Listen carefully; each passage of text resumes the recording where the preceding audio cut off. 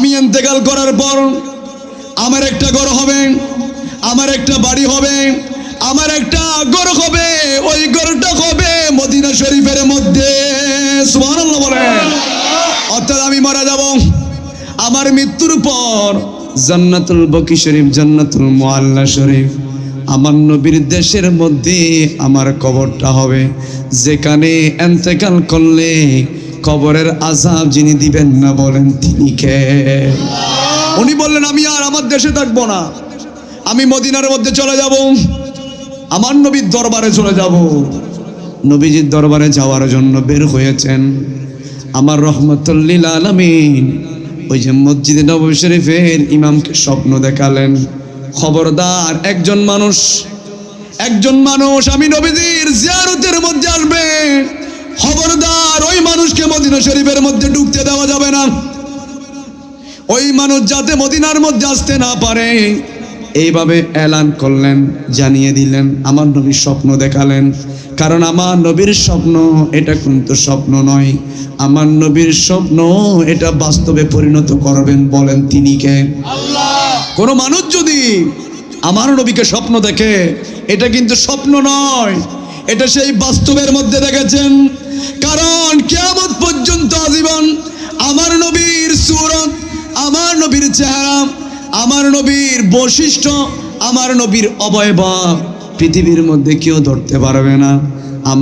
আমার নবীর মতো কেউ নাই, কারণ আমার নবীকে যিনি বানিয়েছেন, এত সুন্দর করে বানিয়েছেন বলেন তিনি কে? আমার নবীর মতো কেউ নাই, আমার নবীর মতো কেউ নাই, আমার নবীর সাথে কোনো কারোর সাথে তুলনাও হবে না, ঠিক কি না? ওই নবী কি আমাদের মতো? আরো জোরে বলেন না। ওই নবী আমাদের মতো নয়। আমার নবী যেদিন দুনিয়ার মধ্যে আসবেন, দুনিয়ার মানুষরা জেনে রেখো, আমার নবী যেদিন দুনিয়ার মধ্যে আসতেছেন, ওই দিন আমাদের মতো আসে নাই। আমার নবীজি জান্নাতি পোশাক পরে দুনিয়ার মধ্যে জন্মগ্রহণ করেছেন, কথা বলেন ঠিক কি না?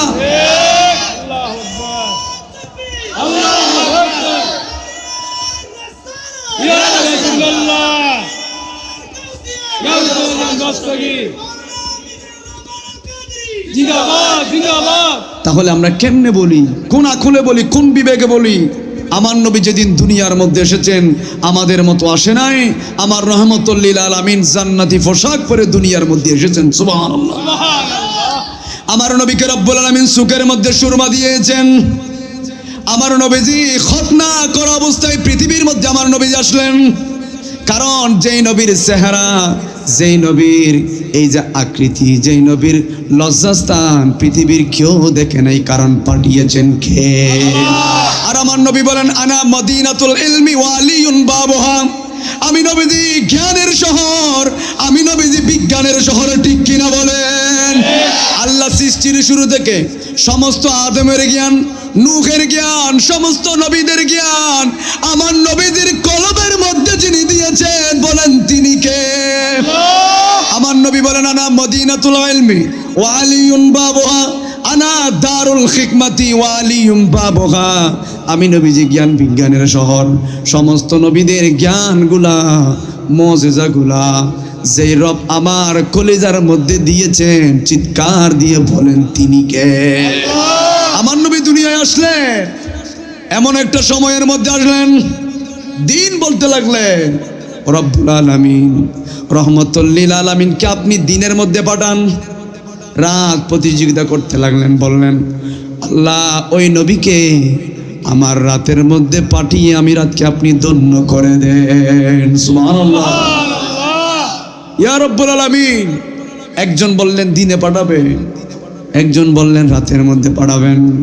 আল্লাহ এমন একটা সময়ের মধ্যে পাঠালেন, দিনও নয় রাতও নয়, সুবহে সাদিকের সময় আমার নবীকে এই ধরার মধ্যে যিনি পাঠিয়েছেন বলেন তিনি কে?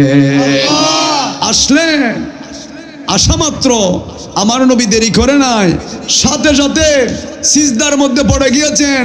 সিজদার মধ্যে যাওয়ার সাথে সাথে আমার নবীর জবান দিয়ে বের হয়েছেন রব্বি হাবিলি উম্মতি। আরো জোরে বলেন না, রব্বি হাবিলি উম্মতি। আমার নবী বলতে লাগলেন, সিজদা থেকে যেই মুহূর্তে মাথা মোবারক তুলেছেন, শাহাদাত আঙ্গুল তুলেছেন, আশহাদু আল্লা ইলাহা ইল্লাল্লাহু মুহাম্মাদুর রাসূলুল্লাহ। যেই মুহূর্তে বলেছেন, আম্মা জান আমিনা বলতে লাগলেন, আমার ছেলের শাহাদাত আঙ্গুলের মাথা থেকে একটা নূর বের হয়ে সমস্ত পৃথিবীটা নূরে নূরানি হয়ে গিয়েছে। এজন্য তারাই দামি মানুষ, তারাই সেরা, তারাই চালাক মানুষ, তারাই সবচেয়ে জ্ঞানী মানুষ, যারা মিলাদুন নবী পাওয়ার পর এই মাহফিলের মধ্যে মৌমাছির মতো দলে দলে বসে আছে। আমার নবী বলেন, কাল কিয়ামতের ময়দানে ওই ব্যক্তিদেরকে সুপারিশ করে করে আমি নবী জান্নাতে নিয়ে যাব। এই মিলাদুন নবীর মধ্যে বসলে সওয়াব, এখানে কথা শুনলেই সওয়াব। এই মাহফিলের মধ্যে বসলে খায়াত যিনি বাড়িয়ে দিবেন তিনি কে? আল্লাহ। আরো জোরে বলেন। এই মাহফিলের সাথে সংযোগ লাগলে কবরের মধ্যে নবীর শাফাত যিনি করবেন, কবরে যিনি আমার নবীকে পাঠাবেন, বলেন তিনি কে? ওই রব্বুল আলামিন বলেন, আর রহমানু আল্লামাল কুরআনা খলাকাল ইনসান আল্লামাহুল বায়ান। সুবহানাল্লাহ। আর রহমান, দয়ার সাগর কে? আরো জোরে বলেন, দয়ার সাগর কে? আল্লাহ বলেন, আমি তো রহমান। আল্লামাল কুরআন, আমি রহমান তোমাদের নবীর উপর কোরআন দিলাম। এই কোরআনটা ধরলে সওয়াব, এই কোরআন পড়লে সওয়াব, কোরআনকে চুমা দিলে সওয়াব আছে না নাই? আরো জোরে বলেন। কোরআনকে বুকের মধ্যে ধারণ করলে সওয়াব আছে না নাই? রহমাতুল লিল আলামিন, যিনি কুল কায়নাতের নবী, যিনি রহমাতুল লিল আলামিন, যিনি নবীদের নবী, ওই নবীর উপরে যখন কোরআনটা নাযিল হতো, আমার নবীর কোরআনে পাক তেলাওয়াত শোনার জন্য শুধু মুসলমানরা শুনতো তাই নয়, কাফেররা পর্যন্ত আমার নবীর তেলাওয়াত শোনার জন্য চলে আসতো। ঠিক কিনা বলে? কাফেররা পর্যন্ত রহমাতুল লিল আলামিনের কোরআনে পাকের তেলাওয়াত শোনার জন্য চলে আসতেন।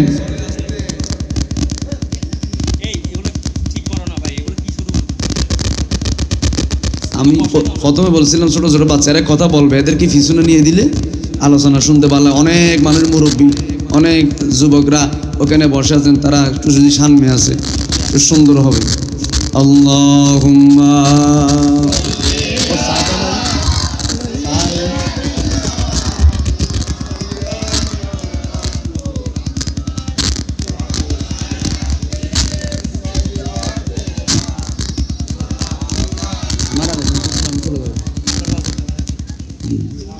আল্লাহুম্মা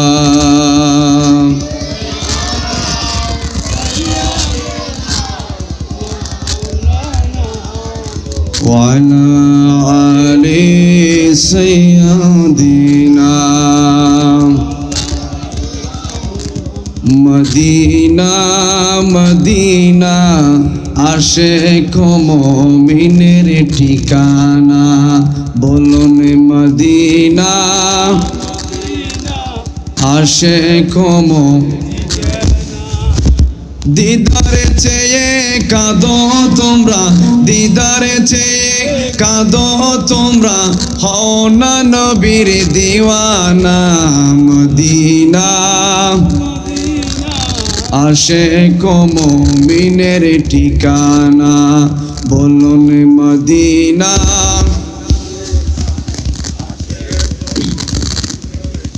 সবাইকে বলতে হবে মদিনা।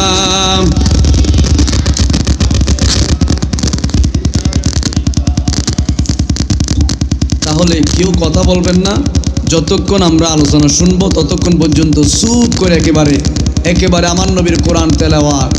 আল্লাহ পাকের কোরআনটা শুনলে ক্যান্সার রোগ ভালো হয়ে যায়, ঠিক কিনা বলেন? ডায়াবেটিস ভালো হয়ে যায়, ঠিক কিনা? এজন্য রব্বুল আলামিন বলেন, আর রহমান, আমি তো সবচেয়ে বড় দয়াবান। পৃথিবীর মধ্যে মায়ের চাইতে, বাবার চাইতে, স্ত্রীর চাইতে পুত্রের চাইতে সবচেয়ে যিনি বেশি দয়াবান, চিৎকার দিয়ে বলেন তিনি কে? আল্লাহ রাব্বুল আলামিন বলেন, বান্দা রাতের 3টার সময়, রাতের 2টার সময় পেটের অসুখ উঠেছেন, কেউ দেখে না, কেউ জানে না, সবাই ঘুমিয়ে গিয়েছেন। ওই সময় আপনাকে যিনি সব সময় দেখে আছেন বলেন তিনি কে? আল্লাহ রাব্বুল আলামিন সেজন্য বলেন, এই যে ভালোবাসা, এই ভালোবাসাকে রব্বুল আলামিন সৃষ্টি করার পর 100 ভাগ করার পর 100 ভাগকে আবার 100 ভাগ করলেন। 100 ভাগের 100 ভাগ, 1 ভাগের 100 ভাগকে রব্বুল আলামিন আবার 100 ভাগ করলেন। 100 ভাগ করার পর 1 ভাগ ভালোবাসা মানুষের মধ্যে দিয়েছেন। সমস্ত পশু প্রাণী যত ধরনের আল্লাহ সৃষ্টি করেছেন সবার মধ্যে 100 ভাগের 1 ভাগের 100 ভাগের 1 ভাগ ভালোবাসা তিনি দিয়েছেন বলেন তিনি কে? আল্লাহ বলেন, বান্দা 100 ভাগ ভালোবাসার মধ্যে 100 ভাগকে আমি 100 ভাগ থেকে 1 ভাগ নেওয়ার পর আবার 100 ভাগ করলাম। আবার ওটাকে 100 ভাগ করার পর 1 ভাগ ভালোবাসা মানুষকে দিলেন, গরুকে দিলেন। সমস্ত সৃষ্টির মধ্যে 1 ভাগ ভালোবাসা যিনি দিয়েছেন বলেন তিনি কে? 100 ভাগ ভালোবাসার পাওয়ার পর আমাদের ভালোবাসা যদি এমন হয়, স্বামীর জন্য স্ত্রীর ভালোবাসা আছে না নাই? বলেন না। স্ত্রী এই ভালোবাসার জন্য যদি মায়ের জন্য ছেলে যদি জীবন দিয়ে ফেলে, স্বামীর জন্য স্ত্রী যদি কিডনি দিয়ে ফেলতে পারে, যেই রব 100% ভালোবাসার মালিক, ওই রবের নাম বলেন তিনি কে? এই আওয়াজ হবে না, বলেন না তিনি কে? ওই আল্লাহ বললেন, বান্দা গুনাহ করাস কোনো সমস্যা নাই। গুনাহ করার পর রাতের 3টার সময় তাহাজ্জুদের নামাজ পড়ার পর আমি আল্লাহর কাছে চোখের পানি ছেড়ে, তুই বান্দা যখন 2 চোখের পানি ছেড়ে কান্না করবি রে বান্দা, আমি রব তোর জীবনের গুনাহগুলো মাফ করে দেব। আপনি বুঝতে পারছেন আল্লাহর ভালোবাসা? আল্লাহ রাব্বুল আলামিন বলেন, বান্দা তোদের গুনাহ হবে, তোদের অন্যায় হবে, তোদের দ্বারা পাপ হবে, জুলুম হবে। ও বান্দারা, তোদের যদি গুনাহ না হতো, পাপ যদি তোদের না হতো, অন্যায় যদি তোদের দ্বারা না হতো, তাহলে আমি তোদেরকে ধ্বংস করে দিয়ে জমিনের মধ্যে এমন একটা জাতিকে পাঠাতাম যেই জাতিরা সকাল বেলায় গুনাহ করার পর দুপুর বেলায় একজনের কাছে মাপ চাইতো বলেন তিনি কে? আল্লাহ বলেন, বান্দা তোদের যদি গুনাহ না হতো, তোদের দ্বারা যদি পাপ না হতো, আমি তোদেরকে ধ্বংস করে দিয়ে এমন এক জাতিকে আবার পৃথিবীর মধ্যে পাঠাতাম যেই জাতিরা সকালবেলা গুনাহ করলে দুপুর বেলা মাপ চাইতো কার কাছে? আল্লাহ। আরো জোরে বলেন না, আল্লাহ। আর দুপুর বেলায় গুনাহ করলে রাতের বেলায় তাহাজ্জুদের নামাজের সময় একজনের কাছে অশ্রুসিক্ত নয়নে মাপ চাইতো বলেন তিনি কে? আল্লাহ বলেন, মাপ চাইলে আমার বেশি ভালো লাগে। আমার বান্দারা দুনিয়ার কারো কাছে চাই না, একজনের কাছে চাই, চিৎকার দিয়ে বলেন তিনি কে? আমরা যখন আল্লাহর কাছে মাপ চাই, আমরা যখন আল্লাহর কাছে ক্ষমা চাই, আমরা যখন আল্লাহর কাছে আমাদের জীবনের গুনাহগুলো মাপ চাই, আল্লাহ রাব্বুল আলামিন বলেন, ও ফেরেশতারা দেখো, আমার বান্দারা গাছের পূজা করে না, বাঁশের পূজা করে না, কিন্তু আফসোস লাগে মুখের মধ্যে দাড়ি আছে, টুপি আছে, হিন্দুদের দুর্গা পূজার মধ্যে গিয়ে পূজার মধ্যে অংশগ্রহণ করে, আছে না নাই? বলেন না, আছে না নাই? মুখের মধ্যে দাড়িও দিয়েছেন, মাথার মধ্যে টুপি আছে, দুর্গা পূজার মধ্যে গিয়ে একাত্মতা ঘোষণা করে, আছে না নাই? বলেন না, আছে না নাই? আল্লাহ রাব্বুল আলামিন ফেরেশতাদেরকে বলে, ও ফেরেশতারা দে, আমার গোলামরা গাছের পূজা করে না, আমার গোলামরা দেবদেবীর পূজা করে না, আমার গোলামরা অন্য কারো কাছে সিজদা করে না, আমার গোলামরা আমার কাছে মাপ চায়, চিৎকার দিয়ে বলেন তিনি কে? আল্লাহ বলে আমার গোলামরা আমার ইবাদত করছে। কি আওয়াজ হইছে? আল্লাহ বলেন আমার বান্দারা একমাত্র আমার ইবাদত করে, দুনিয়ার কারো ইবাদত করে না। কিন্তু আমাদের আফসোস লাগে, মুসলমানের টুপি দিয়ে, মুসলমানের লেবাস পরে আমাদের অসংখ্য যুবকরা দুর্গা পূজার মধ্যে গিয়ে নাচানাচি করে। যে আছে না নাই? বলেন না আছে না নাই? মনে এখানে নাই? এটাও আসনো। মেয়েরা পর্যন্ত ওদের ফুয়া খান্দার তো ছেলে কান্না করতেছে, সেজন্য একটু ঘুরাই নিয়ে আসতেছি, যে একটু দেখে আনি। আছে না নাই? অসংখ্য হিন্দুরা এরকম বোরকা পরা মহিলাদেরকে গাদ ধাক্কা করে বের করে দিয়েছেন, অনেক লাঞ্ছনা করে বের করে দিয়েছেন, তারপরেও তাদের লজ্জা শরম নাই। আমার নবী বলেন যারা দুর্গা পূজার মধ্যে যায়, ওই দুর্গা পূজার মধ্যে তো অজরেই গজব নাজিল হয়। যারা মুসলমান হোক, যেই ধর্মের হোক না কেন, ওখানে যারা যাবে তারা আল্লাহর সাথে সরাসরি শিরিকের মধ্যে অংশগ্রহণ করেছে, তাদের উপর গজব যিনি নাজিল করছেন বলেন তিনি কে? এই জন্য আমরা যখন আল্লাহর কাছে মাপ চাই, গুনাহ হওয়ার পর, অপরাধ হওয়ার পর আল্লাহর কাছে যখন মাপ চাই, আল্লাহ বলেন ফেরেশতারা তারা তো দেবদেবীর পূজা করছে না, অন্য কারো কাছে চাচ্ছে না, আমি আল্লাহর কাছে যে বান্দা চাই ওই বান্দার উহুদ পাহাড় পরিমাণ গুনাহ আমি আল্লাহ মাফ করে দেব। সুবহানাল্লাহ। এজন্য আমি বলতে চাই, মুসলমান শুধু টুপি দেওয়ার নাম মুসলমান নয়। মুসলমান কাদেরকে বলা হয়? কাদ আফলাহাল মুমিনুন আল্লাযীনা হুম ফি সালাতিহিম খাশিউন। মুসলমানরা যখন নামাজে দাঁড়াবে একজনকে ভয় করবে, বলেন তিনি কে? আল্লাহ। এজন্য আমি বলছিলাম মুসলমানরা ক্ষমতার জন্য যেমন ইচ্ছা তেমন করতে পারে না। মুসলমানরা ক্ষমতার জন্য যেখানে ইচ্ছা সেখানে যেতে পারে না, কারণ মুসলমানরা একজনকে ভয় পায়, বলেন তিনি কে?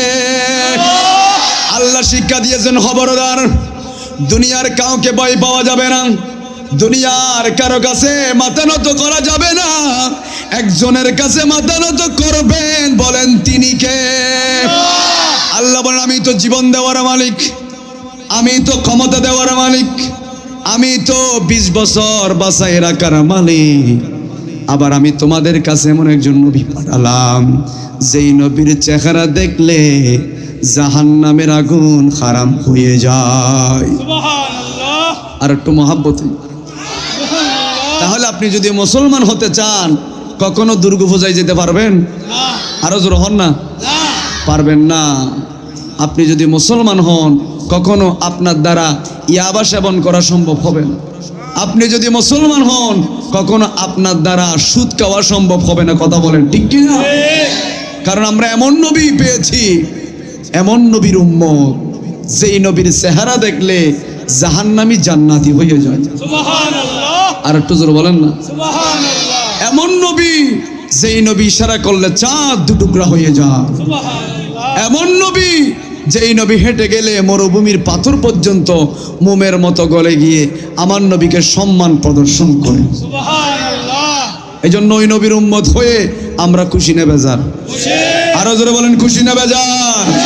উনি কেমন নবী?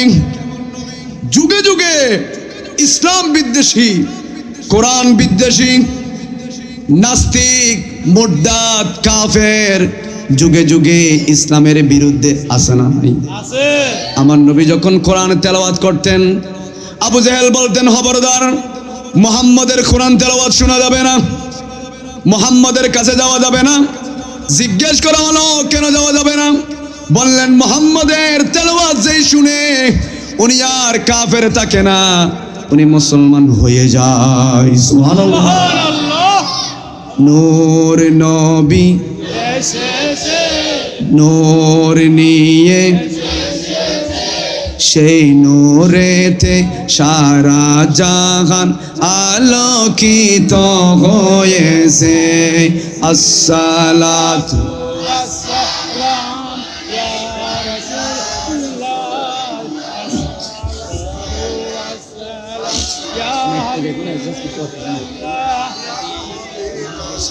নূর নবী এসেছে নূর নিয়ে, সেই নূরেতে সারা জাহান আলোকিত হয়েছে। আসসালাতু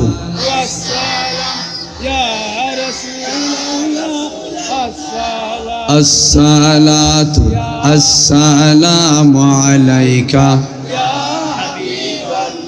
নূরে নবীজি তশরিফ এনে সিজদাতে পড়েছে, গুনেগারম মতের তরে নূরানি খাদি তুলেছে, সারা জীবন কেঁদেছে আজও তিনি কাঁদছে। কোরআন হাদিস পড়ে দেখো সেই প্রমাণ রয়েছে। আসসালাতু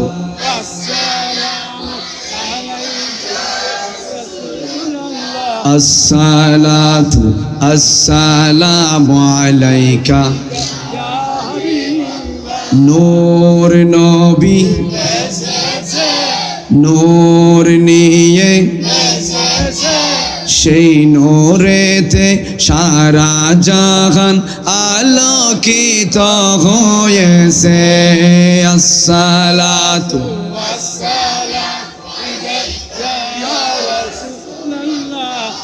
আসসালাতু আসসালামু আলাইকা। তাহলে আমি বলছিলাম আর রহমান, রহমানকে আরো জোরে বলেন রহমানকে। আল্লাহ বলেন আর রহমান আল্লামাল কোরআন। আমি এমন কিতাব দিলাম যেই কিতাবের দিকে দেখলে সওয়াব, ধরলে সওয়াব, পড়লে সওয়াব, পড়তে জানেন না এই কোরআনকে সুমা দিলেও সওয়াব আছে না নাই? এই কোরআনকে বুকের মধ্যে বাজালে সওয়াব আছে না নাই? এই কোরআনটা এই পর্যন্ত আনার জন্য, এই কোরআনটা আমাদের পর্যন্ত পৌঁছে দেওয়ার জন্য আমার নবী, যিনি কুল কায়নাতের নবী, যার জন্য আল্লাহ জান্নাত বানালেন, যাকে আল্লাহ কোরআনের মধ্যে ইন্না আতাইনাকাল কাউসার বলে ডিক্লার করেছেন। সুবহানাল্লাহ। যাকে আল্লাহ কাউসার দান করেছেন, যার নামে আল্লাহ ওয়াদুহা বলেছেন, যাকে আল্লাহ ইয়া আইয়ুহাল মুজাম্মিল বলেছেন, ওই নবীটা যিনি কুল কায়নাতের নবী, ওই নবীটা কোরআনটাই পর্যন্ত আনার জন্য আমার নবীজি কম কষ্ট করে নাই। আমার নবী বললেন, আমি যখন দুনিয়ার মধ্যে আসলাম 6 মাস আগে আমার যিনি বাবা তিনি আল্লাহর ডাকে সাড়া দিয়ে চলে গিয়েছেন। সুবহানাল্লাহ। আমার নবীর মনে অন্তরে বড় ব্যথা।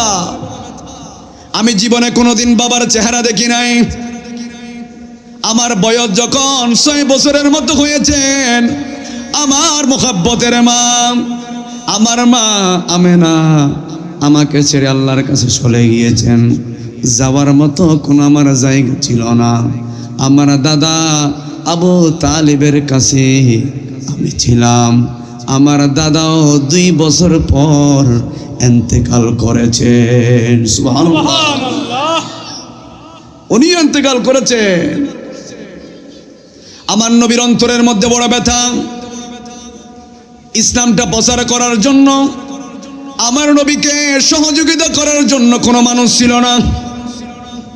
আমার নবীজি নিজেই একাভাবে ইসলামটা প্রচার করেছেন। প্রচার করার ক্ষেত্রে আমার নবীকে তীর মারা হলো, আমার নবীর নুরানি শরীরের মধ্যে পাথর মারা হলো।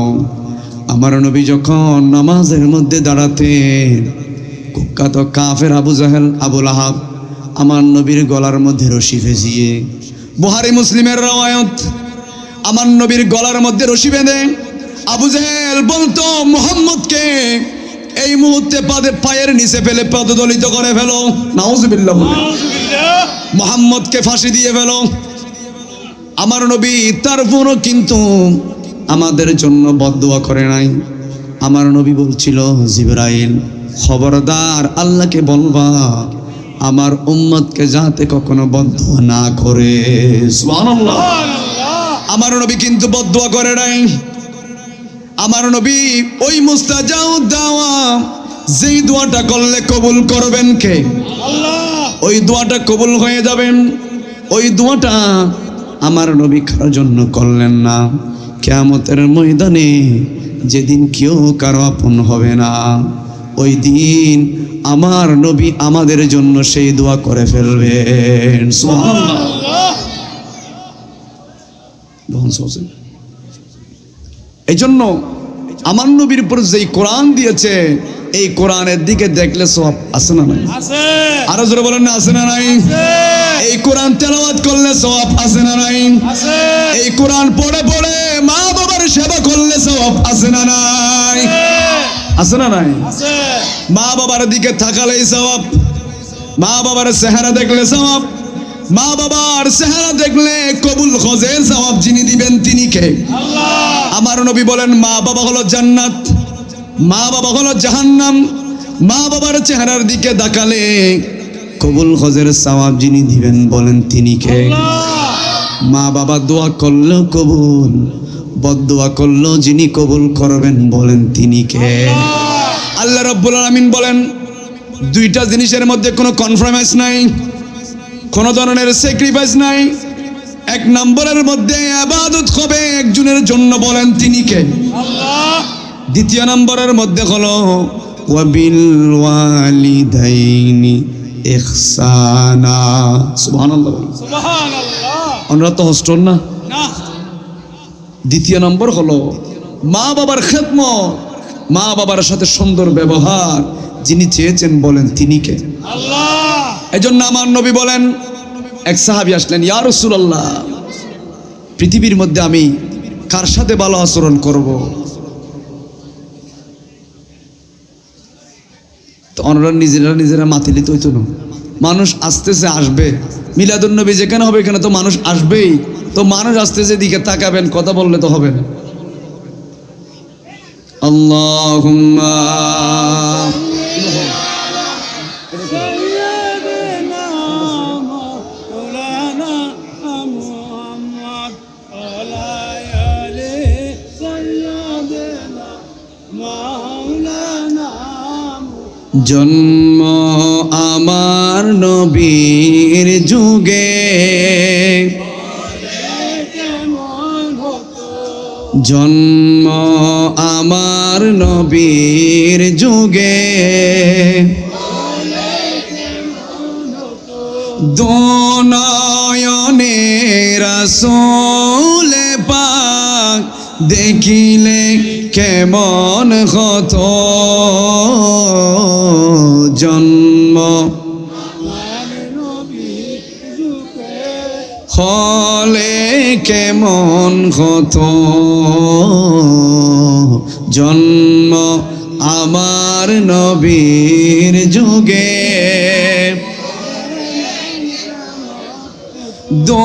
দুনয়নে রাসূল পাক দেখিলে কেমন হতো, জন্ম আমার হলে। তাহলে আমি যে আয়াত তেলাওয়াত করলাম, আর রহমান, রহমানকে আল্লামাল কোরআন, কোরআন দিয়েছেন কে? আল্লাহ। আল্লামাহুল বায়ান, আমাদেরকে বয়ান শিক্ষা দিয়েছেন কে? আল্লাহ। খলাকাল ইনসান, এই পৃথিবীর মধ্যে মানুষ যিনি সৃষ্টি করেছেন বলেন তিনি কে? আল্লাহ। এই মানুষরা যখন আল্লাহর ইবাদত করবে, আরশ আজিম থেকে যিনি খুশি হবেন বলেন তিনি কে? এই মানুষরা যখন আল্লাহর ইবাদত করবে, কারণ মানুষকে আল্লাহ সৃষ্টি করেছেন ওয়ামা খালাকতুল জিন্না ওয়াল ইনসা ইল্লা লিয়াবুদুন, একমাত্র কার ইবাদত করতে হবে? আল্লাহ। আরো জোরে বলেন না। আল্লাহ। ওই আল্লাহর ইবাদত করলে আমাদের জন্য জান্নাত যিনি বরাদ্দ করবেন বলেন তিনি কে? আল্লাহ। আবার পাশাপাশি আমার নবীর মহাব্বত আছে না নাই? আছে। প্রয়োজন আছে না নাই? আব্দুর রহমান জামি যিনি নাত রসুল লিখেছেন, যে রহমতে কুন নজর বর হালে জারম ইয়া রাসূলাল্লাহ, জরহমতে কুন নজর বর খালে জারম ইয়া রাসূলুল্লাহ। যিনি নাত রাসূল লিখেছেন উনি বলতে লাগলেন, আমি আর আমার দেশের মধ্যে থাকবো না, আমি ইন্তেকাল করার পর আমার একটা ঘর হবে, আমার একটা বাড়ি হবে, আমার একটা ঘর হবে, ওই ঘরটা হবে মদিনা শরীফের মধ্যে। সুবহানাল্লাহ বলেন।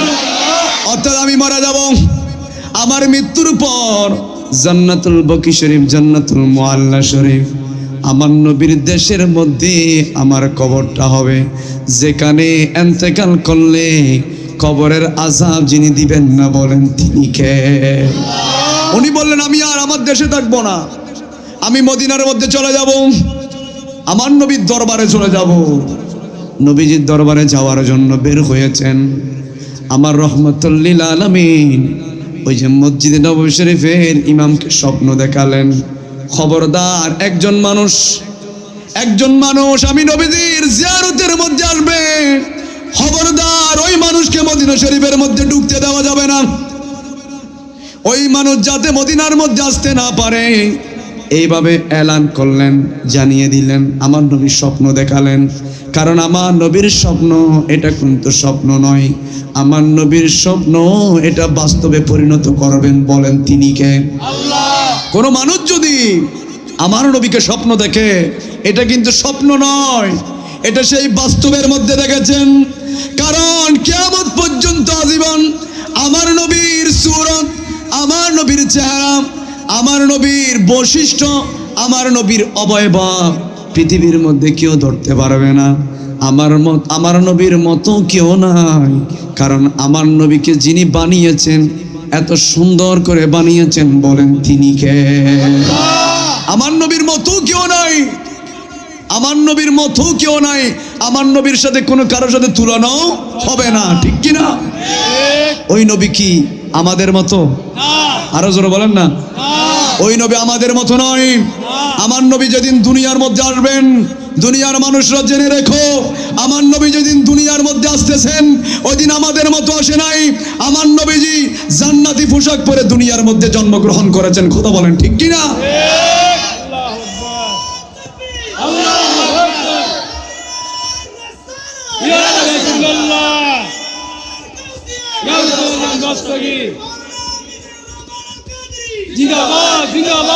তাহলে আমরা কেমনে বলি, কোন আকুলে বলি, কোন বিবেকে বলি? আমার নবী যেদিন দুনিয়ার মধ্যে এসেছেন আমাদের মতো আসে নাই, আমার রহমতুল লিল আলামিন জান্নাতি পোশাক পরে দুনিয়ার মধ্যে এসেছেন। সুবহানাল্লাহ। আমার নবীকে রব্বুল আলামিন সুকের মধ্যে সুরমা দিয়েছেন।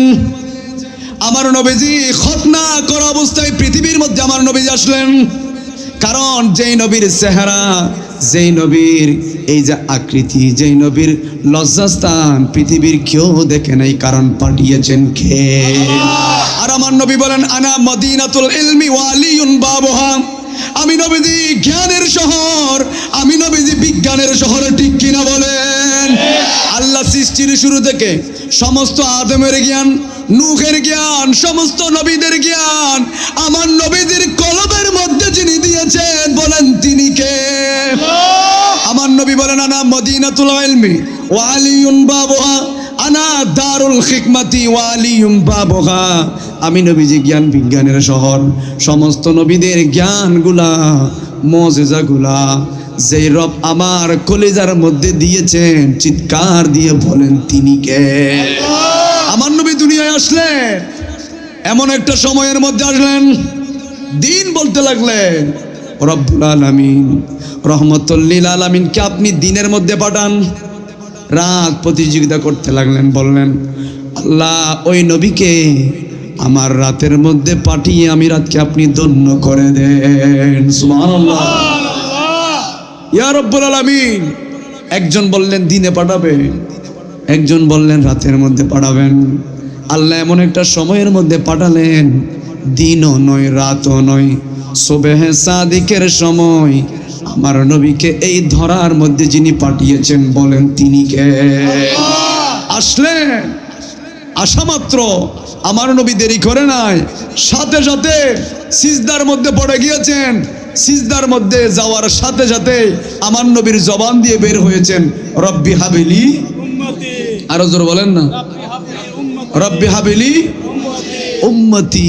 আমার নবী বলতে লাগলেন, সিজদা থেকে যেই মুহূর্তে মাথা মোবারক তুলেছেন, শাহাদাত আঙ্গুল তুলেছেন, আশহাদু আল্লা ইলাহা ইল্লাল্লাহু মুহাম্মাদুর রাসূলুল্লাহ যেই মুহূর্তে বলেছেন, আম্মা জান আমিনা বলতে লাগলেন, আমার ছেলের শাহাদাত আঙ্গুলের মাথা থেকে একটা নূর বের হয়ে সমস্ত পৃথিবীটা নূরে নূরানি হয়ে গিয়েছে, পুরো পৃথিবী আলোকিত হয়ে গিয়েছে।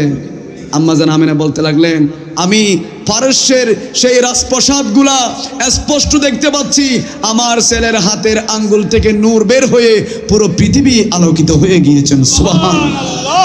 তাহলে ওই নবী, এটা কি আমাদের মতো? না বলেন আমাদের মতো। আমার নবীজির প্রস্রাব মোবারক বুখারী মুসলিমের রওয়ায়াত। উম্মে আইমানকে আমার নবী বললেন, উম্মে আইমান, আমি কিছু প্রস্রাব পাত্রের মধ্যে রেখেছি, সকাল হলে তুমি এগুলো ফেলে দিবা। আমার নবীজির প্রস্রাব মোবারক উম্মে আইমান নিলেন, নেওয়ার পর দেখতে পেলেন যে প্রস্রাব মোবারক থেকে মেশক আম্বরের খুশবু বের হচ্ছেন। উম্মে আইমান বললেন, এটা কি প্রস্রাব নাকি দুনিয়ার সবচেয়ে দামি জিনিস? আমার অন্তর কথা শুনে নাই, আমি কোনোভাবে নিজেকে বিশ্বাস করাতে পারতেছি না এটা যে প্রস্রাব। আমার অন্তর কথা শুনে নাই, আমি নিজেই জানি না কখন জানি আমার নবীর প্রস্রাবগুলো আমি খেয়ে ফেলেছি। সুবহানাল্লাহ আরো জোরে বলেন না। সুবহানাল্লাহ। এটা বুখারী শরীফের হাদিস। ফজরের সময় সকালবেলায় রহমাতুল লিল আলামিন জিজ্ঞেস করলেন, উম্মে আইমান, প্রস্রাবগুলো কোথায়? বলেন, ইয়া রাসূলুল্লাহ, ফেলে দিয়েছি। আমার নবী জানেন কিনা? বলেন না, জানেন কিনা? নতুবা প্রস্রাবের বিষয় জিজ্ঞেস করছেন কেন? এটা তো একেবারে কোনো জিজ্ঞেস করার মতো জিনিস নয়। নবীজি বললেন, উম্মে আইমান, প্রস্রাবগুলো কোথায় ফেলেছ? বললেন, নবীজি মিথ্যা বলবো না, রহমাতুল লিল আলামিন, আপনি রাতের বেলায় বলেছেন, উম্মে আইমান, প্রস্রাবগুলো তুমি ফেলে দাও। নবীজি হাতের মধ্যে যেই মাত্র নিলাম, এগুলা কি প্রস্রাব নাকি দুনিয়ার দামিটা খাবার? নবীজি, আপনার প্রস্রাব থেকে মেশক আম্বরের চাইতে বেশি খুশবু বের হয়, সুবহানাল্লাহ। বেশি খুশবু। নবীজি, আপনি আমাকে ভুল বুঝবেন না। নবীজি, আমার জবানটা আমার কথা শুনে নাই, আমার অন্তর আমার কথা শুনে নাই। নবীজি, কখন জানি আমার মুখ আপনার প্রস্রাব মোবারক গুলা খেয়ে ফেলেছে। সুবহানাল্লাহ। আমার নবী কিন্তু ধমক দেয় নাই, উম্মে আইমান কেন পান করেছ? প্রস্রাব তো নাপাক জিনিস। আমার নবী কিন্তু ধমক দেয় নাই, আমাদের প্রস্রাবগুলো নাপাক হবে, আমার নবীর প্রস্রাবগুলো নাপাক হবে না, ঠিক কিনা বলেন? আমার নবীর প্রস্রাব নাপাক নয়। আমার নবী বললেন, উম্মে আইমান, এজন্য আপনি কি জানেন না, আমরা যখন দেওয়ালের সাথে খেলাম দিই আমাদের ওযু ভেঙে যায়। আমরা যখন সুকের মধ্যে তন্দ্রা তন্দ্রা বাপ আছে, ওযু ভেঙে যায়। আমার রহমাতুল লিল আলামিনের কিন্তু ওযু ভাঙে না, ঠিক কি না? এজন্য সাহাবায়ে কিরাম লাইন ধরে দাঁড়িয়ে দেখতেন, আমার নবী যখন ওযু বানাতেন পানিগুলো একটু নেওয়ার জন্য সিদ্দিক আকবর বলতেন, ইয়া রাসূলুল্লাহ, আপনার ওযুর পানি বাহিরে ফেলবেন না। ফারুক আজম, যিনি অর্ধ পৃথিবীর শাসক, খলিফাতুল মুসলিমিন, যার শাসন কার্য এমন ছিল নিজের ছেলেকে পর্যন্ত বিচারের কাঠগড়া থেকে দূরে রাখে নাই। এখন তো আমাদের এলাকার মেম্বার হতে পারলে নিজের ছেলে 7 খুন করলেও মাফ করে দেয়, আছে না নাই? বলেন, আছে না নাই? যিনি খলিফাতুল মুসলিমিন, অর্ধ পৃথিবীর শাসক, উনি বললেন, ইয়া রাসূলুল্লাহ, আপনার ওযুর পানিটা বাহিরে ফেলবেন না। সিদ্দিক আকবর, যিনি আফজালুন নাস বা'দাল আম্বিয়া, হযরত আবু বকর সিদ্দিক, উনিও নবীজির কাছে বলতেন, নবীজি, আপনার ওযুর পানিগুলা বাহিরে ফেলবেন না। ফারুক আজম, ওসমান জিন্নুরাইন, মাওলা আলী শেরওয়াদা সবাই লাইন ধরে আছেন। তবরুকের জন্য নয়, তবরুকটা হলো আমার নবীজির ওযুর পানিগুলো নিবেন আর বুকের মধ্যে মাথার মধ্যে মালিশ করবেন। সুবহানাল্লাহ। সুবহানাল্লাহ। কারণ কি, আমরা যখন ওযু বানাই আমাদের হাতের গুনাহ ঝরে যায়, আমরা যখন ওযু বানাই মুখের গুনাহ ঝরে যায়, পায়ের গুনাহ ঝরে যায়। আমার নবী যখন ওযু বানাতেন সাহাবায়ে কেরাম দেখেছেন আমার নবীর ওযুর পানির সাথে রহমত ঝরতে থাকতেন। সুবহানাল্লাহ। সুবহানাল্লাহ। রহমতে আলামে নবী নূরে মুজাসসাম সাহাবীরা আতর বানায় ওই নবীজির গামে বলুন সাহাবীরা শোনো মানো জানো কেমন আমার নবীজি যাহারে পাগল চন্দ্র সূর্য তারকারাজি বাবা আরো শুনবানি শুনেন কাহিনী জান্নাতেরি রুমে রুমে লেখা নবীর নামে বলুন রহমতে নূরে সাহাবীরা আতর বানায় ওই উস্তুনে খান্নানায় একটা খেজুর গাছের নাম যাতে বসে খুতবা দিতেন রাসূল আকরাম ঠিক কি না উস্তুনে খান্নানায় একটা খেজুর গাছের নাম যাতে বসে খুতবা দিতেন রাসূল আকরাম গাছটা নবীর বিরহে কাঁদিতে রহে হতবাক দেখে যত সাহাবায়ে কেরামে বলুন রহমতে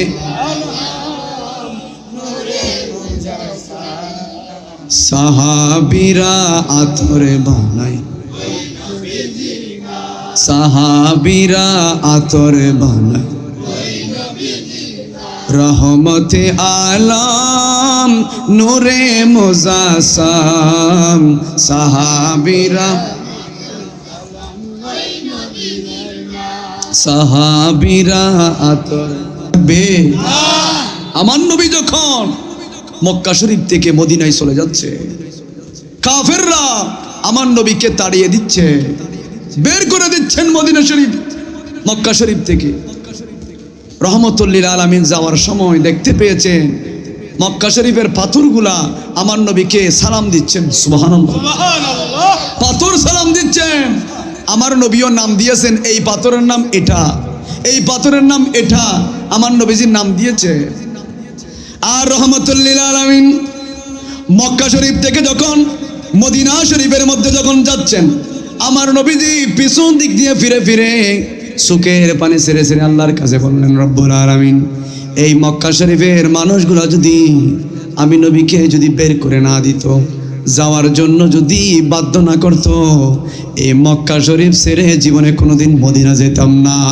সুবহানাল্লাহ বলে কারণ এই মক্কা শরীফের মধ্যে আমার জন্ম এই মক্কা শরীফের মধ্যে আমার মা বাবা আমাকে জন্ম দিয়েছেন এই মক্কা শরীফের মধ্যে আমার সব বন্ধু বান্ধব এই মক্কা শরীফের মধ্যে আমি বড় হয়েছি এই মক্কা শরীফ থেকে যদি কেউ বের না করতো জীবনে কোনোদিন মদিনা শরীফের মধ্যে যেতাম না আল্লাহ রাব্বুল আলামিন জিবরাইলকে পাঠালেন আমার হাবিবকে বলে দাও মক্কা শরীফের চাইতে মদিনা শরীফের মধ্যে ডবল সম্মানের ব্যবস্থা যিনি করেছেন তিনি কে আল্লাহ আমার হাবিবকে বলে দাও মনসুর না করতে এই মক্কা শরীফের চাইতে মদিনা শরীফের মধ্যে ডবল সম্মান আমার নবী যাবেন এটা শুনলেন মদিনা শরীফের মানুষগুলো শুনলেন রহমতুল লিল আলামিন যেই নবীকে দেখলে নাকি জীবনের গুনাহ মাফ হয়ে যায় যেই নবীকে দেখলে ক্ষুধার্ত মানুষের ক্ষুধা চলে যায় ওই নবী নাকি মক্কা শরীফ থেকে মদিনা শরীফের মধ্যে হিজরত করছেন আমার নবী আসতেছেন এটা শুনে মদিনা শরীফের মানুষগুলা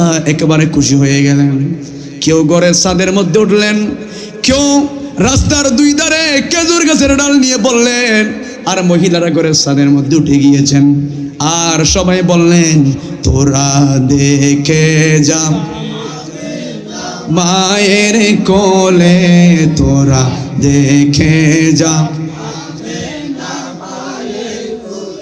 মধু পূর্ণিমারি শ্বেতা চাঁদ দলে যেন ওষার কোলে রাঙা রবি দোলে তোরা দেখে যা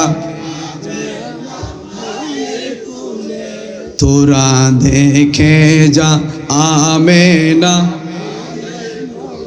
আমার নবী যখন মদিনা শরীফ গেলেন সবাই চারিদিকে আমার নবীকে খেজুর গাছের ডাল দিয়ে জুলুস করে করে আমার নবীকে গ্রহণ করেছেন। আমার ভাইয়েরা অনেকেই জুলুস খুঁজে পায় না। মদিনা শরীফের মানুষরা আমার নবীকে জুলুস সহকারে, জুলুস মানে মিছিল আর কি, মিছিল সহকারে আমার নবীকে গ্রহণ করেছেন। অনেক ভাই ওই জুলুস এটা নবীর জবানায় ছিল না। কেন ভাই? আমার নবী মক্কা শরীফ থেকে মদিনা শরীফ যখন গিয়েছেন, মহিলারা ঘরের ছাদের মধ্যে উঠে গিয়েছেন, ছোট বাচ্চারা রাস্তার দিকে উঠে গিয়ে দাঁড়িয়ে গিয়েছেন, বৃদ্ধরা আমার নবীকে আগায় নিয়ে আসতেছেন আর আরবিতে নাশিদ গিয়েছেন, তালাল বাদরু আলাইনা মিন সানিয়াদাম ওয়াজাবা শুকরু আলাইনা মাদালিল্লাহিদা। সুবহানাল্লাহ বলেন।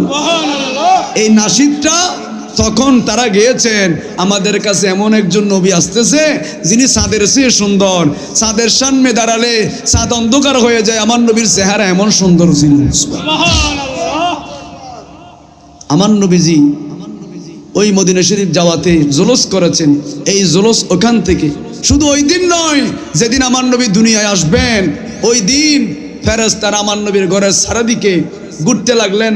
মা আমেনা বলতেছেন, আমি দুনিয়ার মানুষের চাইতে আমার চোখের পাওয়ার বেড়ে গিয়েছেন, আমি দেখতে পাচ্ছি অসংখ্য নূরি জগতের ফেরেশতারা সবুজ রঙের পতাকা নিয়ে, পতাকার মধ্যে যে আমার ছেলের নামটা লিপিবদ্ধ আছে, কারণ আমার নবীর নাম তো দুনিয়ার কেউ রাখে নাই, আমার নবীর নামটা আসমান থেকে নির্ধারিত। কথা বলেন ঠিক কি না? কারণ আমার নবী যেদিন দুনিয়ায় আসবেন রাতের বেলায় দুইজন ফেরেশতা আসলেন। আম্মাজান মা আমেনাকে বলতে লাগলেন, ও আম্মাজান, আপনার ছেলে যিনি দুনিয়ার মধ্যে আসবেন, যিনি কুল কায়নাতের নবী, যিনি নবীদের নবী, যাকে না বানালে রব্বুল আলামিন কোনো কিছুই বানাতেন না, ওই নবীর নাম আসমানের মধ্যে আহমদ, জমিনের মধ্যে আসার সাথে সাথে ওনার নাম হবে মুহাম্মদ। সুবহানাল্লাহ। দুইজন ফেরেশতা এসে বলতে, এটা দুনিয়ার কেউ রাখে নাই এই নামটা। আম্মাজান অনেকে আমার নবীর মাকে জাহান্নামী বলা আছে না নাই? বলেন আছে না নাই? যেই নবীর মা আমার নবী, অনেকে বুখারী শরীফের হাদিসের রেফারেন্স দেয় যে আমার নবীজি বলছিল, ইয়া রব্বুল আলামিন, আমি একটু মা বাবার কবরটা জিয়ারত করব। আল্লাহ বলছিল, না না করতে পারবেন না। এরকম রেফারেন্স দেয়। এই হাদিস আসলে তারা বুঝে নাই। কেন আল্লাহ বলছেন আপনার মা বাবার মাগফিরাত কেন চাইবেন? তারা তো ব্যাগ হিসেবে জান্নাতি, বেলাক হিসেবে জান্নাতি। কারণ যেই সময় তারা ছিল ওই সময় তো কোনো নবী আসে নাই, ওই সময় কোনো রাসূল আসে নাই।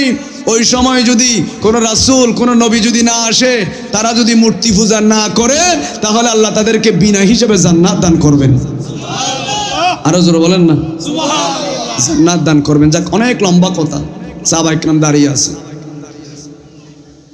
আমরা তো হস্ট না, কষ্ট হচ্ছে আপনাদের? মানুষ কিন্তু আসতেছে, আপনারা মনে করতেছে আপনারা বসে আছেন গরমের মধ্যে, না মানুষ ওই দেখেন গেট দিয়ে আসতেছে। টেনশন করিয়েন না, মিলাদুন নবী যেখানে হবে এখানে মানুষ আসতেই থাকবে। আল্লাহুম্মা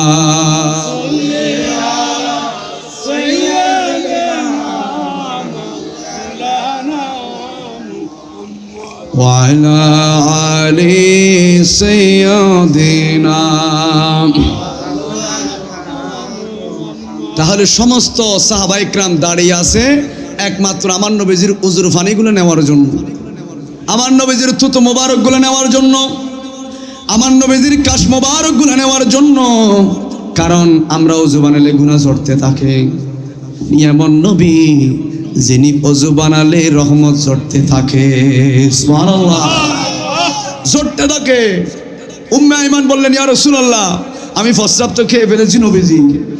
আমার নবীজি ধমক দেয় নাই, আমার নবীজি কোনো ধরনের ধমক দেয় নাই। আমার নবী বলেন, উম্মে আইমান, তুমি যে আমার প্রস্রাব মোবারক খেয়ে ফেলেছ, সুসংবাদ শুনো দুইটা। বলেন কয়টা? আরো জোরে বলেন না। ও যারা আসতেছে তাদেরকে বসার ব্যবস্থা করে দেব। আপনাদের কষ্ট হচ্ছে? আমি আর সর্বোচ্চ 15 মিনিট, 15 মিনিটের মধ্যে শেষ করে দেব।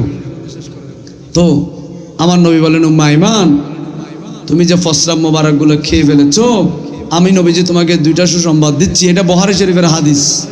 আমার নবী বললেন, তুমি যতদিন বেঁচে থাকবা ততদিন তোমার পানির তৃষ্ণা লাগবে না। সুবহানাল্লাহ। এখানে আমার নবীর প্রস্রাব মোবারক খাইলে আমার নবী বললেন, জীবনে কোনোদিন তোমার পানির তৃষ্ণা লাগবে না। সুবহানাল্লাহ। দ্বিতীয় নম্বর আমার নবী বললেন, যেই পেটের মধ্যে আমি নবীজির প্রস্রাব মুবারক গিয়েছেন, জীবনে কোনোদিন ওই পেটটা জাহান্নামে যাবে না। সুবহানাল্লাহ। আপনি বুঝতে পারছেন? আমার নবীজির প্রস্রাব মুবারক খাইলে ওই পেটটা নাকি জাহান্নামে যাবে। সুবহানাল্লাহ বলেন। সুবহানাল্লাহ। এটা বুখারী শরীফের হাদিস। তো আমি বলছিলাম, উনি আমার নবীজি বললেন যে উনি যাতে এই মদিনার মধ্যে আব্দুর রহমান জামি যাতে মদিনা শরীফের মধ্যে ঢুকতে না পারে। আপনারা এইভাবে আওয়াজ করলে তো হবে না, যেভাবে আওয়াজ করতেছে আল্লাহুম্মা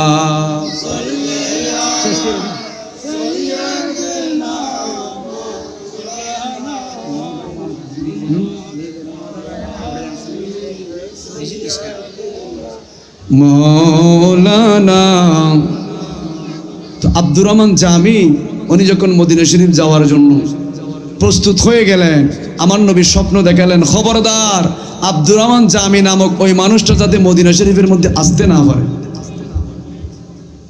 তখন মদিনার বর্ডারের মধ্যে একেবারে পাহাড়ের বসানো হলো, যাতে আব্দুর রহমান জামি নামক ওই মানুষটা মদিনার বর্ডারে আসতে না পারে। দ্বিতীয় দিন আবার স্বপ্ন দেখালেন, আমি যে বললাম আব্দুর রহমান জামি নামক ওই মানুষটা মদিনার মধ্যে আসতে পারবে না, কিন্তু আমি নবী বলছি ওই মানুষটা এই মুহূর্তে মদিনার বর্ডারের মধ্যে ঢুকে গিয়েছেন। সুবহানাল্লাহ। এই মুহূর্তে মদিনার বর্ডারে ঢুকে গিয়েছেন। আবার অনেক কঠিনভাবে তদারকি শুরু হলো। মদিনার বর্ডার থেকে, মদিনা শরীফ থেকে আব্দুর রহমান জামিকে ধরে ফেললেন। একেবারে কেমন ভাবে ধরলেন? ওই যে খাবারের বস্তার ভিতর করে আব্দুর রহমান জামি ঢুকে গিয়েছেন, ওখান থেকে পর্যন্ত বের করে আব্দুর রহমান জামিকে জিয়ালখানার মধ্যে দিয়ে ফেললেন। এরপরের দিন আমার নবী স্বপ্ন দেখালেন, ও বাচ্চারে, আমি তো বলি না ওই মানুষকে জিয়ালখানার মধ্যে দেওয়ার জন্য। ওই মানুষ তো চুরি করে নাই, ওই মানুষ তো ডাকাতি করে নাই। এমন ভাবে আমি নবীজির প্রেম নিয়ে মদিনা শরীফের মধ্যে রওনা হয়েছেন। এই মানুষ যদি আমি নবীজির রওজায়ে পাকের সামনে দাঁড়িয়ে যদি বলে ইয়া রাসূলুল্লাহ বলে যদি ডাক মারে, আমি নবীজির রওজায়ে পাক থেকে তাকে দিদার দিতে হবে। সুবহানাল্লাহ। আমি এই জন্য নিষেধ করলাম আব্দুর রহমান জামি এই যে আমি নবীজির রওজায়ে পাকের সামনে এসে যদি ইয়া রাসূলুল্লাহ বলে যদি ডাক দেয়, আমি নবীজি মদিনার রওজায় থাকতে পারবো না, তাকে বের হয়ে দিদার দিতে হবে। এই প্রেম নিয়ে উনি মদিনা শরীফের মধ্যে এসেছেন। এই জন্য বলছিলাম যাতে এখানে না আসে। এই যে তুমি উনি যে ওনাকে যে জিয়ালখানায় দেওয়া হয়েছে, উনি তো চুরি করে নাই, ডাকাতি করে নাই, এই জন্য আসতে নিষেধ করলাম। যে উনি যেই প্রেম নিয়ে মদিনা শরীফের মধ্যে আসতেছে, এখানে এসে যদি আমি নবী কি আর রাসূলুল্লাহ বলে ডাক দেই, স্বয়ং আমি মদিনার রাসূল তাকে দিদার দিতে হবে। সুবহানাল্লাহ। এই জন্য আমার নবী বলেন, মান যারা কবরি ওয়াজাবাত লাহু শাফাআতি, যেই ব্যক্তি আমি নবীজির রওজায়ে পাক জিয়ারত করেছে, ওই ব্যক্তিকে কঠিন কিয়ামতের ময়দানে শাফাআত করা আমি নবীজির উপর ওয়াজিব হয়ে গিয়েছে। এজন্য রব্বুল আলামিন বলেন, আর রহমানু আল্লামাল কুরআনা খলাকাল ইনসান আল্লামাহুল বায়ান। আল্লাহ রব্বুল আলামিন বলেন, আমি রহমান, আমি দয়ার সাগর। আল্লামাল কুরআন, আমি কোরআন দিলাম তোমাদের উপর। খলাকাল ইনসান, মানুষকে যিনি সৃষ্টি করেছেন তিনি কে? আল্লামাহুল বায়ান, এক এক মানুষকে রব্বুল আলামিন এক এক ভাষা শিক্ষা দিয়েছেন। মানুষকে বিভিন্ন রকম জ্ঞান যিনি দিয়েছেন বলেন তিনি কে? এজন্য আমি বলতে চাই, এই মাহফিল থেকে সমস্ত কিছুর মূল হলো রহমতুল লিল আলামিন। আমার নবীকে যদি ভালোবাসে, আব্দুর রহমান জামি যেমন ভালোবাসার বহিঃপ্রকাশ, যে আমার নবী রওজায়ে পাকে যাওয়ার জন্য নিষেধ করেছেন, ওই ব্যক্তি এমন প্রেম নিয়ে মদিনা শরীফে রওনা হয়েছেন যে উনি যখন ইয়া রাসূলুল্লাহ বলবে স্বয়ং মদিনার রাসূল রওজায়ে পাক থেকে তাকে দিদার দিবে। এজন্য আমাদের ভালোবাসা যদি এই পর্যায়ে হয়ে যায়, মদিনা শরীফ যেতে হবে না। মদিনা শরীফ যাওয়ার জন্য টাকার প্রয়োজন নাই, বিল্ডিং এর প্রয়োজন নাই, ধন সম্পদের প্রয়োজন নাই, এরোপ্লেনের প্রয়োজন নাই। প্রেম যদি মদিনার রাসূলের থাকে, আপনাকে মদিনা যেতে হবে না। মদিনার রাসূল আপনার ঘরের মধ্যে তশরিফ আনবেন। চিৎকার দিয়ে বলুন সুবহানাল্লাহ। মদিনা শরীফ যাওয়ার জন্য টাকার প্রয়োজন নাই। কত গরিব মানুষ, টাকা নাই, পয়সা নাই, কিন্তু জিজ্ঞেস করে দেখেন অসংখ্যবার আমার নবীকে স্বপ্ন দেখেছেন। ঠিক কিনা বলেন? মদিনা যাওয়ার জন্য টাকা লাগে না, পয়সা লাগে না, কিছু লাগে না। আমার নবীকে মহাব্বত করার মতো করেন। কারণ আল্লাহ বলেন কুলিন কানা আবাউকুম ওয়া আবনাউকুম ওয়া ইখওয়ানুকুম ওয়া আজওয়াজুকুম ওয়া আশীরাতুকুম ওয়া আমওয়ালুন ইকতারাফতুমুহা ওয়া তিজারাতুন তাখশাউনা কাসাদা। স্ত্রীর চাইতে, পুত্রের চাইতে, মায়ের চাইতে, বাবার চাইতে, সমস্ত কিছুর চাইতে আমার নবীকে ভালোবাসলে আমার নবীও বলেন লা ইউমিনু আহাদুকুম হাত্তা আকুনা হাব্বা ইলাইহি মিন ওয়ালিদিহি ওয়া ওয়ালিদিহি ওয়ান নাসি আজমাইন। তখনই তুমি ইমানদার হবে, তখনই তুমি দাঁড়িয়ে রাখছো এটা কামিয়াব হবে, টুপি দিছো এটা কামিয়াব হবে, জুব্বা পরছো এটা কামিয়াব হবে, যখন তুমি আমি নবীকে জীবনের চাইতে, অর্থাৎ জীবনও যদি দিতে হয় আমি নবীর জন্য দিতে হবে। কথা বলেন ঠিক কিনা? নবীজি বলেছেন লা ইউমিনু আহাদুকুম হাত্তা আকুনা হাব্বা ইলাইহি মিন ওয়ালিদিহি ওয়া ওয়ালিদিহি ওয়ান নাসি আজমাইন। ইমানদার তখন হবে, সার্টিফিকেট তখন পাবে যতক্ষণ আমি নবীকে স্ত্রীর চাইতে, পুত্রের চাইতে, সম্পদের চাইতে নয় নিজের জীবনের চাইতে আমি নবীকে ভালোবাসতে হবে। কথা বলেন ঠিক কিনা? এই জন্য রাত অনেক হয়ে গিয়েছেন, প্রায় 11টা। আল্লাহ পাক রব্বুল আলামিন আমাদের প্রত্যেকের হাজিরি উপস্থিতিকে কবুল করুক। আরো জোরে বলেন না। যেহেতু অনেক মানুষ দাঁড়িয়ে আছে আর আপনারা ছোট ছোট বাচ্চারা এখানে এসেছেন, সুন্দর, কিন্তু একটু যদি কথা না বলে আলোচনাটা আরো সুন্দর হবে। আজকে যে ছেলেগুলা এই মাহফিলের মধ্যে বসেছেন, আপনারা মনে করতেছেন এই মাহফিলের মধ্যে ছোট বাচ্চা কেন? এই ছোট বাচ্চা ফাঁকে ফাঁকে যে বসেছেন, আমাদের গুনাহগুলা ছোট বাচ্চাদের উসিলা আল্লাহ মাফ করে দিবেন। ঠিক কিনা? এগুলা সেই মায়ের গর্ভের সন্তান যেই মাগুলো নামাজ পড়েছেন। ঠিক কিনা? যেই মাগুলো তাহাজ্জুদ পড়েছেন, যেই মাগুলো কোরআন তেলাওয়াত করেছেন, এজন্য তার গর্ভ দিয়ে মিলাদুন নবীর মধ্যে বসে এরকম সন্তান আল্লাহ দুনিয়ার মধ্যে পাঠিয়েছেন। কথা বলেন ঠিক কিনা? এমনও সন্তান আছে ইয়াবার মধ্যে আসক্ত হয়ে আছে, বিভিন্ন নেশার মধ্যে আসক্ত হয়ে আছে, বিভিন্ন জোয়ার মধ্যে আসক্ত হয়ে আছে, বিভিন্ন রকমের মুরব্বী দেখলে সালাম দেয় না, নামাজ কালাম ইসলামী লেবাস তার মধ্যে নাই। কেন? ওই যে আপনি বিয়ে করার সময় ফেঁকেছে এনেছেন, বিয়ে করার সময় ব্যাংক এনেছেন, বিয়ে করার সময় 50 বছরের একটা মহিলা বিউটি পার্লারের মধ্যে গিয়ে 20 বছরের মধ্যে হতে চায়, আছে না নাই? এমন গসা মাজা করছে 20 বছরের মেয়েও ফেল হয়ে যাবে। তা আপনি যে গসা মাজা করছেন, ফ্যাট দিয়ে তো ফ্যাক্টরি ভালো হলে তো উৎপাদন ভালো হবে, ফ্যাক্টরি তো ভালো নাই। ফ্যাক্টরি তো রাতের 12টার সময় মার্কেটে ঘুরতেছে, জামাইও বলতেছে, জামাইও কিছু বলতেছে না, কারণ কিছু বললে তো বাদ বন্ধ। ঠিক কিনা? বাদ বন্ধ করে দিবে। একটু সে একটু বেশি হলে তো তোর বাদ তুই বারে খা। ঠিক কিনা? এরকম বলা যাচ্ছে না? নাই? তোমার গুলা তুমি খাও। জামাইকে সম্মান করে না, জামাইকে অসম্মান করে। জন্য আমার নবী বলেন কোন মেয়েদেরকে জান্নাতে যাওয়া একেবারেই সহজ। আমার নবী বলেন কোন মেয়ে যদি জান্নাতে যেতে চাও একেবারেই সহজ। 1 নম্বরের মধ্যে মৃত্যুর সময় যদি তোমার স্বামী ইন্তেকাল করতেছে, মৃত্যুর সময় যদি পুরো লাইফের মধ্যে তোমার স্বামীকে কষ্ট দিয়ে না থাকো, মৃত্যুর সময় যদি তোমার স্বামীটা তোমার উপরে যদি রাজি খুশি থাকে, তাহলে তুমি মহিলাকে আল্লাহ বিনা হিসেবে জান্নাত দান করবে। আমাদের মা বোনদের গর্ভ থেকে নেককার সন্তান আসতেছে না কেন? কারণ আমাদের মা বোনরা পর্দা করে না।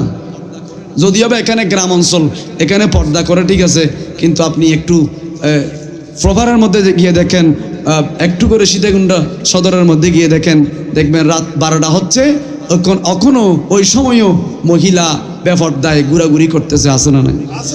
তো আপনি ফল যদি ভালো আশা করতে চান, মদার গাছ থেকে তো আর আম ধরবে না। মদার গাছ থেকে তো আম ধরবে না, গেলে কাটা পাবেন, ধরলেই কাটা পারবে, ওখান থেকে তো আম পাবেন না।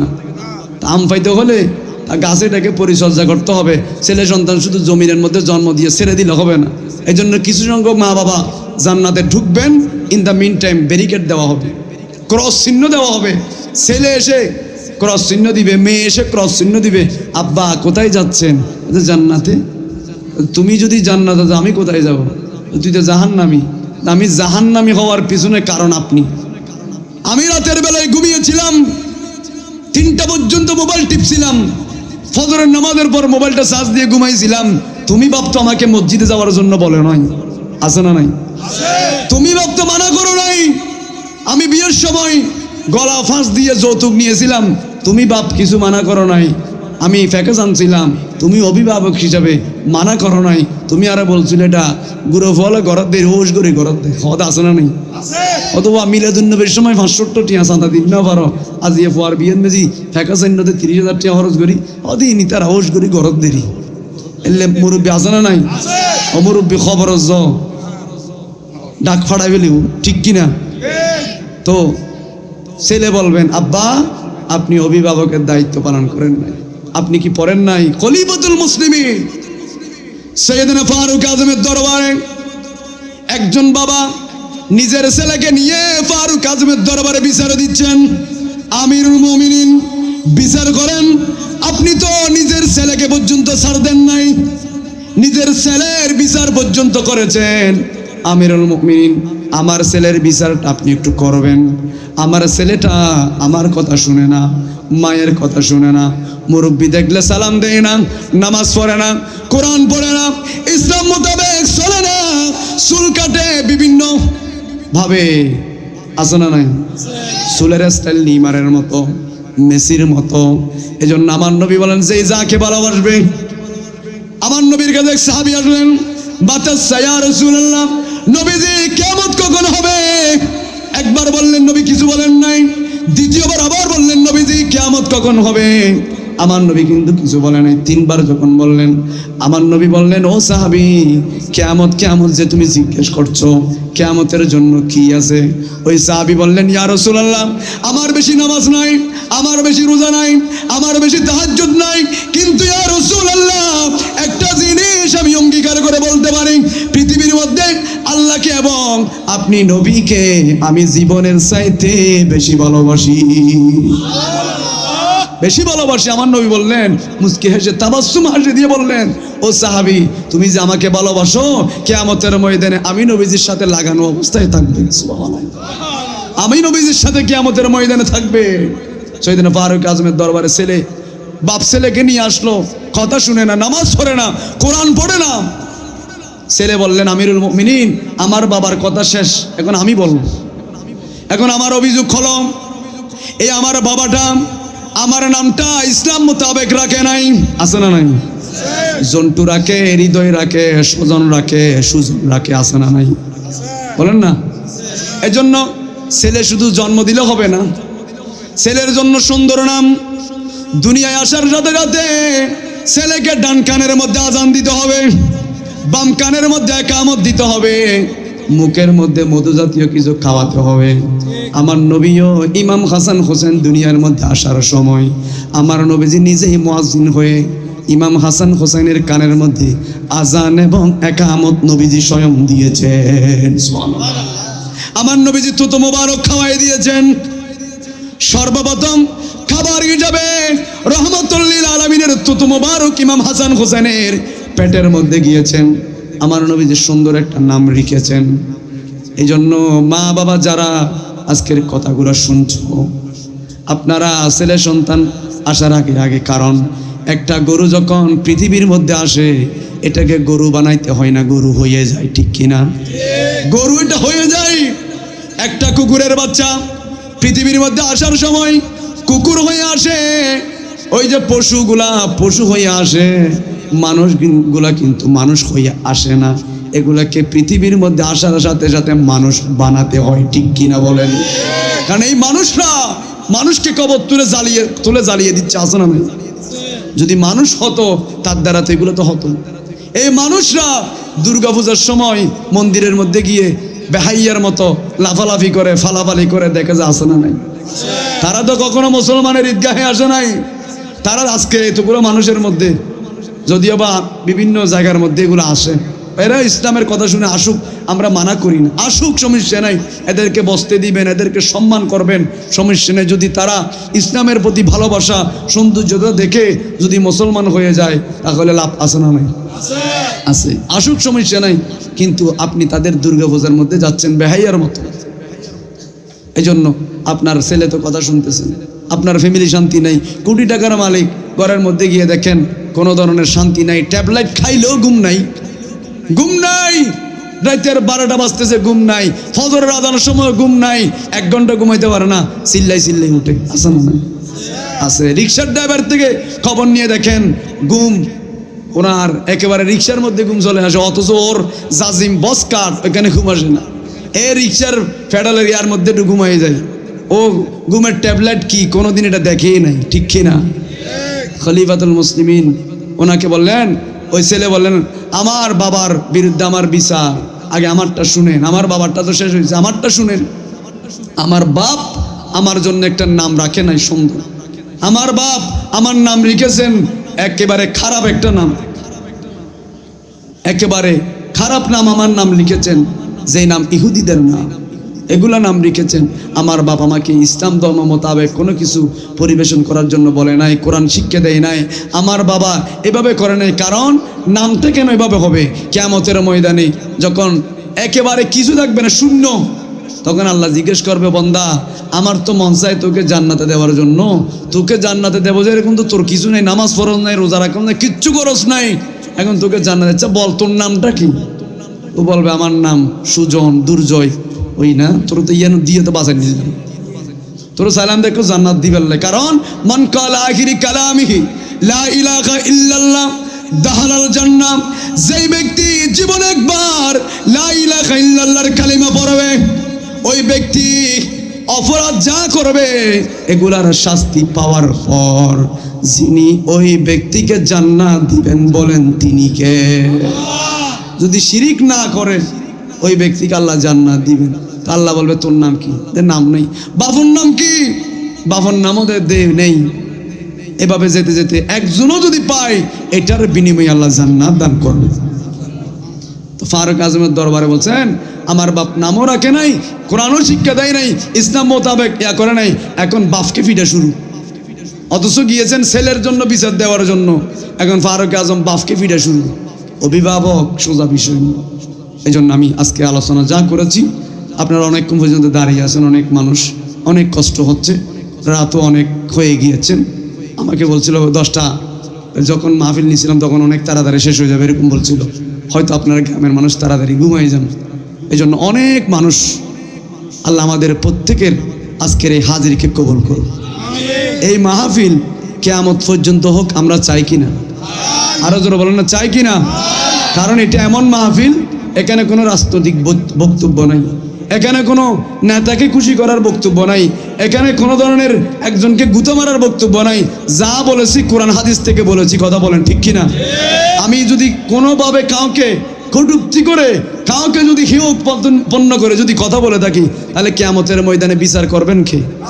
কারণ আমরা এই মঞ্চগুলোকে নাটকের মঞ্চ বানিয়ে ফেলছি, এই মঞ্চগুলোকে নাটকের মঞ্চ বানিয়ে ফেলছি, এই মঞ্চগুলোকে অপবিত্র করে ফেলছি। এই জন্য আমার নবী বলেন, কিয়ামতের ময়দানে কিছু আলেম নামক জাহেলদেরকে ছুরি দিয়ে জিহ্বাটা কাটা হবে। কারণ জিহ্বাটা সিনেমা উদ্বোধনের সময়ও দোয়া করতেছে, তাও মুখের মধ্যে দাঁড়িয়ে আছে, মাথায় টুপি, আলেম। কোথায়? সিনেমা উদ্বোধন করতেছে, এখানেও দোয়া করতেছে। আপনারা দেখেছেন মোবাইলে, সিনেমা উদ্বোধন করবে, এখানেও দোয়া করতেছে। আবার দুর্গাপূজার মধ্যে গিয়ে দোয়া করে, কিন্তু আসলে নাই গত বছর, আছে না নাই? এখন তো মিশা তো কবার সুযোগ নাই, আমি এসে ভিডিও করে ফেলার, ক্ষণগুন্দি ক্যাং করার, ঠিক কিনা? দুর্গাপূজা যে দোয়া করার, দাদা আমি যে এখানে আসতে পারলাম আলহামদুলিল্লাহ, আহা কত বড় মুসলমান। ঈদের মুখ তো দাঁড়িয়ে আছে, এদের লাহদি দাঁড়িয়ে আলী রবীন্দ্রনাথ ঠাকুর তো এত দাঁড়িয়ে আসিল, কি ইমানদার আসিল নি? আসিল এত রবীন্দ্রনাথ ঠাকুর এগুলো মৌলবী। এই জন্য কারবালার প্রান্ত থেকে মুসলমান 2 ধরনের, একটা হলো এজিদি, একটা হলো হোসাইনি, ঠিক কিনা?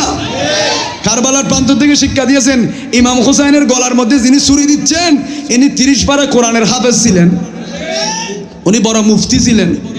আজান যখন কুফার মসজিদ থেকে বেশি এসছে, জবাইটা পরে করবা, আগে নামাজটা পড়ে আসে। এটাও মুসলমান আছে, 22,000 ছিল, এরা ছিল মাত্র 72 জন, মতান্তরে 82 জন। কিন্তু 22,000 মানুষ বেশি থাকলে, মাদ্রাসা বড় হলে এখানে যে সব রহমত নাজিল হয় এমন না। ইমাম হোসেন শিক্ষা দিয়েছেন হকের পক্ষে 72 জন থাকলে এখানের মধ্যে রহমত যিনি নাজিল করেন তিনি কে? ইনি বলেছেন ইসলাম জিন্দা হতা হ্যায় হার কারবালা কি বাত। সেদিন ইসলামকে জীবিত করার জন্য আমি হুসাইনের রক্তের প্রয়োজন ছিল, সেজন্য আমি হুসাইন রক্ত দিয়ে কিয়ামত পর্যন্ত হক বাতিলের পরিচয় করে দিয়েছি। কথা বলেন ঠিক কিনা? ইমাম হোসেন এটাই শিক্ষা দিয়েছেন, কিয়ামত পর্যন্ত হক বাতিলের। আমি হোসেনকে রক্ত দিতে হতো না, আমাকে রাজপ্রাসাদের স্বপ্ন দেখানো হলো, আমাকে গভর্নর করানোর স্বপ্ন দেখানো হলো, আমাকে বড় বড় অফার দেওয়া হয়েছিল, তারপরও আমি এগুলো গ্রহণ করি নাই, কারণ আমি নবী পরিবারের সদস্য। আমার নবী শিক্ষা দিয়েছেন দুনিয়ার সব কিছু পায়ের নিচে থাকবে, মুস্তাফার গোলামি মাথার উপরে থাকবে। কথা বলেন ঠিক কিনা? এটা আমার হোসাইন শিক্ষা দিয়েছেন। এজন্য যুগে যুগে যারা হোসাইনি হবে তারা কখনো বাতিলের কাছে মাথা নত করবে না, তারা কখনো বান্ডিলের কাছে বিক্রি হবে না, তারা কখনো ক্ষমতার জন্য আহলে সুন্নাত ওয়াল জামাতকে কলঙ্কিত করবে না। কথা বলেন ঠিক কিনা? কারণ আমরা তো একটা দরবারে বিক্রি হয়ে গিয়েছি, ওই দরবারের নাম হলো মুস্তাফার দরবারে। কথা বলেন ঠিক কিনা? আমাদের বিক্রি হওয়ার আর জায়গা নাই। দুনিয়ার এই দল বলেন ওই দল বলেন, এখানে আমাদের বিক্রি হওয়ার জায়গা নেই। আমরা তো মুস্তাফার দরবারে বিক্রি হয়ে গিয়েছি, ঠিক কিনা? এজন্য আমি কাউকে কটূক্তি করে বলছি না, কারণ যেটা হক কথা এটা যদি না বলি কিয়ামতের ময়দানে জিজ্ঞেস করা হবে, ওয়া মৌলানা মিজানুর রহমান তুমি যে এখানে সীতাকুণ্ডে আসছিলা হক কথা বলো নাই কেন? কারণ আপনারা সাক্ষী দিবেন আল্লাহ এই আলেম বলে নাই। আল্লাহ বলবে কিরে তুই বান্ডিল নিয়ে চলে গেছিলি, হক কথা বলস নাই? তুই যে ইহুদিদের দালালি করছস, এদিক থেকেও নিছুস ওদিক থেকেও নিছুস, ইহুদিদের দালালি করছস, এরা বলছে আল্লাহ। এই জন্য কিয়ামতের ময়দানে 3 প্রকারের মানুষ। 1 নম্বরের মধ্যে শহীদ, আল্লাহর কাছে যাবে, আল্লাহ আমি আপনার প্রেমে শহীদ হলাম। আল্লাহ বলে তুই মৃত্যুক, তুই নেতাকে খুশি করার জন্য শহীদ হইছুস, তোর নামটা বড় একটা সাইনবোর্ডে আসার জন্য শহীদ হইছুস, এই জন্য তুই যা চাইছুস এগুলো তো দুনিয়ায় পেয়ে গেলি। 2 নম্বরের মধ্যে মৃত্যুক আলেম, যারা ফগট বাড়ি করার জন্য, যারা ইহুদিদের দালালি করে, বিভিন্ন ইহুদিদের কাছে বিক্রি হয়ে মুখ দিয়ে যেমন ইচ্ছা তেমন কথা বলে, ওই ব্যক্তিদেরকেও কিয়ামতের ময়দানে যিনি লাঞ্ছিত অপমানিত করবেন বলেন তিনি কে? এই জন্য আপনাদের যে আসছেন আমার থেকে জিজ্ঞেস করা হবে। শুক্রবারে যে মসজিদের খতিব সাহেব মিম্বরে খুতবা দেন, ও খতিব সাহেব আর নবীর যাই ভালোবাসি, আর নবীর নাম যে কালেমান বেজে লেখি ইয়েন তুই ন দেখো দেখি তো তুই মহাব্বত ইয়ান ঢুকে ন দে, আর নবীর নাম আজ আনন্দ মেজি আছে দে তুই ন দেখো দেখি তো ইয়েন তুই ন হকা, আর নবীর নাম মরার সময় বিসমিল্লাহি ওয়ালা মিল্লাতি রসুল খবর দিবের সময় হনকে আর নাম নেই, নবীর নাম আছে দিন তুই ন দেখো ও দেখি তো ন হকা। ওদের আমার নবীর নাম কবরের মধ্যে মা কুনতা তাকুলু ফি হক্কে হাজার রজুল, ওই নবীর নাম জিজ্ঞেস করা হবে উনি কে, ওনাকে চিনো কিনা, কবরে জিজ্ঞেস করা হবে। আমার নবী শ্বশুরেলে কবরের মধ্যে উপস্থিত থাকবে, আর বলা হবে মা কুনতা তাকুলু ফি হক্কে হাজার রজুল, ওই ব্যক্তিকে চিনো কিনা, যেই ব্যক্তি তোমাদের জন্য কবরে দুনিয়া থেকে আসা পর্যন্ত কবর পর্যন্ত এখনো একদিনও ঘুমাই নাই, রব্বি হাবিলি উম্মতি বলে বলে কান্না করেছে, ওনাকে চিনো কিনা? যদি আসে কোন আপনি বলবেন ইনি তো আমার পিয়ারা নবী রহমাতুল লিল। আর যদি সারা জীবন নবী বিদ্বেষী হন বলবেন হা হা লা আদরি, আমি তো চিনি এটা কেউ নেই, এটা হাদিস শরীফ কেউ নেই। তখন ফেরেশতা বলবে তোরও তো এখন পর্যন্ত বহু সম্মান দিই, এখন আর সম্মান নেই, মাত্র একটা আনবে একবারে মারবে 70 গজ মাটির নিচে ঢুকে যাবে। এই জন্য আল্লাহ আমাদের সবাইকে বোঝার তৌফিক দান করুন।